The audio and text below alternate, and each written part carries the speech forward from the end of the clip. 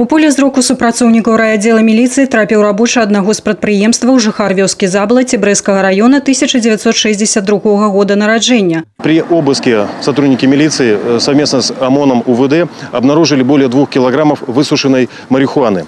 В настоящее время данный гражданин задержан по статье 108.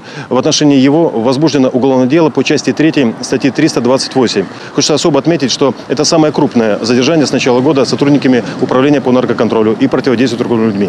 Канфіскаванае рэчыва накіравана на аналіз ва ўпраўленні Дзяржаўнага камітэта судовых экспертыз. Дарэчы, з пачатку года таких анализов тут проведено больше за 700. Из них большую часть, около 400, составляли объекты растительного происхождения и около 300 синтетического происхождения и лекарственные средства. В большинстве случаев объекты относятся экспертами к разряду наркотических средств либо психотропных веществ. Но за редким исключением бывают случаи, когда объект либо не содержит в своем составе наркотических средств, либо не является таковым.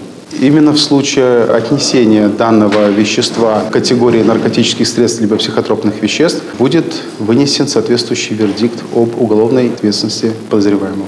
Крымінальная адказнасць за незаконны зварот наркотычных сродкаў, псіхатропных рэчываў, іх прэкурсораў і аналагаў прадугледжвае пазбаўленне волі на тэрмін ад 8 до 15 гадоў.